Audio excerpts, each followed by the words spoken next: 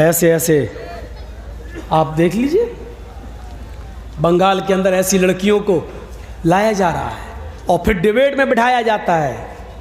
और नाम मत लीजिएगा, हम नाम नहीं ले रहे हैं किसी का। बंगाल की भी एक एमपी है टीएमसी की, बदकिस्मती कह लो कि वो एक हाजी की बेटी भी है। बाकायदा उसको डिबेट पे लाया जाता है, बिठाया जाता है और बाकायदा उसकी ज़बान से कहलवाया जाता है।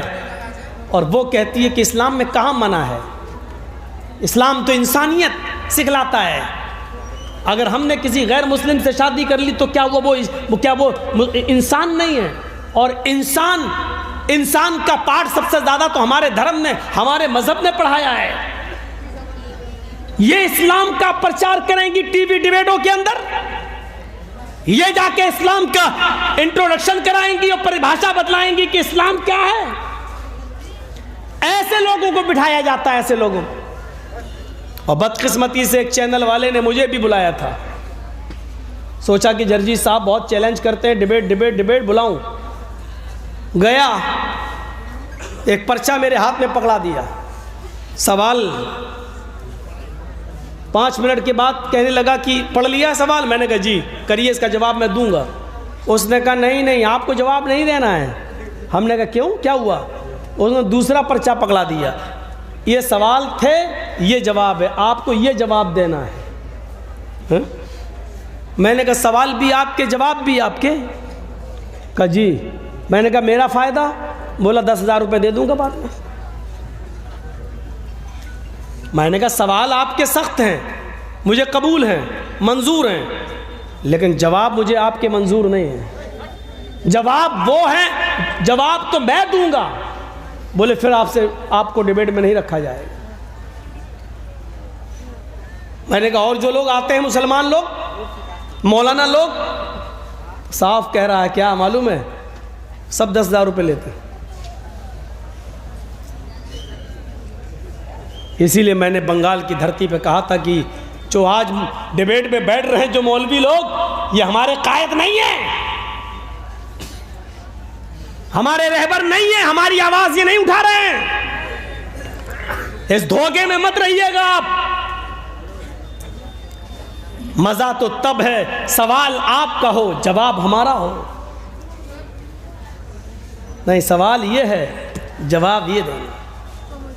उसमें एक सवाल 3 तलाक के ऊपर भी था और ये भी कहा गया था कि आप तो अहले हदीस हैं, आप तो 3 तलाक को 3 मानते ही नहीं, तो आप इसका जवाब दीजिए और बताइए कि मोदी ने जो कानून बनाया है बहुत अच्छा। मैंने कहा वो हमारा पर्सनल मसला है, 3 तलाक 3 या 1 ये हमारे घर की लड़ाई है, लेकिन इसके जवाब में आप ये हमसे कहलवा रहे हैं कि मोदी जी ने बहुत अच्छा काम किया है। तुम्हारे इस जवाब को मैं अपने पैरों के बूट के नीचे रखता हूं, नहीं मानता तुम्हारा ये मसला।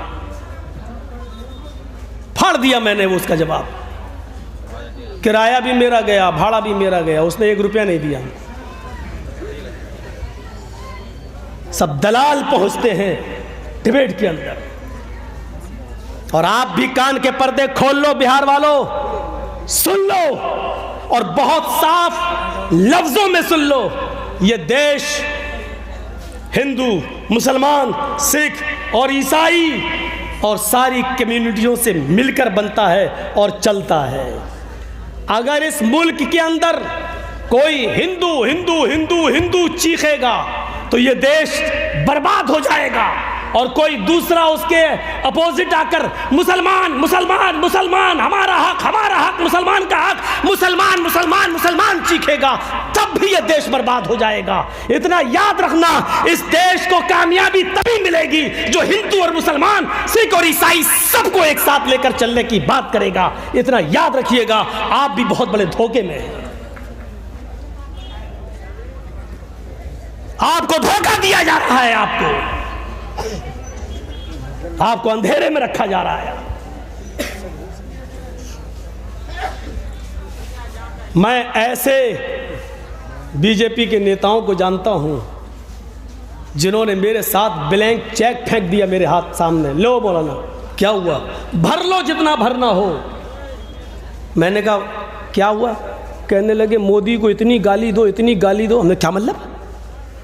कहा कि हम यही तो चाहते हैं कि तुम जितना बुरा कहोगे उतना ही हमारी कम्युनिटी एक हो जाएगी, वो सब एक हो जाएंगे।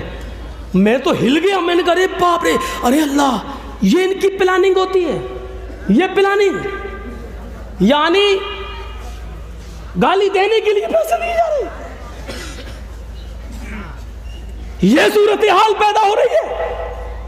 इतनी गंदी हो गई है सियासत, इतनी गंदी हो गई है राजनीति। इसलिए याद रखो मेरे भाइयों, ये देश सिर्फ हिंदू हिंदू कहकर नहीं चलेगा, सिर्फ मुसलमान मुसलमान कहकर नहीं चलेगा। सारी पार्टियों ने हमें लूटा, इसमें कोई शक नहीं, हमारा कोई नहीं, इसमें कोई शक नहीं। हम किससे उम्मीदें रखें? कौन है हमारा? कौन है?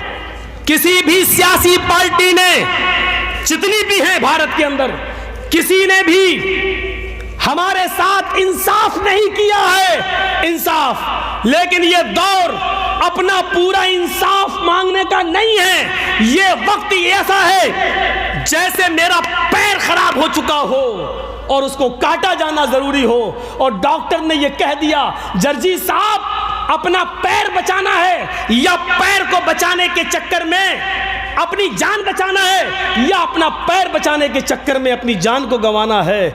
जर्जीस को जान भी प्यारी है, जर्जीस को पैर भी प्यारा है, लेकिन जान बचाने के चक्कर में पैर कटाना ज़रूरी हो चुका है। इसलिए जर्जीस साहब हिम्मत बांधकर बड़े नुकसान से बचने के लिए छोटा नुकसान करने को तैयार हो गए हैं। साहब मेरा पैर काट दो, कम से कम मेरी ज़िंदगी रहेगी तो अपने बच्चों के सामने तो हम रहेंगे। ये सूरत हाल है आज हमारी, ये याद रखिएगा, ये सोच लीजिएगा। एनआरसी आपके सर पे मुंडला रही है। ये किसान आंदोलन में अगर कामयाब हो गए ना आज, तो ये मान के चलिएगा कि अब ये अगला निशाना फिर ये बोलेंगे इतना बड़ा एहतिजाज जब हमने नाकाम कर दिया तो अब लागू कर दो ये। और यहाँ अगर फेल हो गए तो उनको डर यही है कि अब फिर मुसलमान लोग कहीं फिर से एनआरसी और सीए के खिलाफ मोर्चा ना खोल लें और किसान भी उनकी मदद के लिए ना आ जाएं। ये सब हमारे सरों पे मुंडला रही है, ये सारी चीज़ें हमारे सामने मौजूद हैं, ये याद रखना।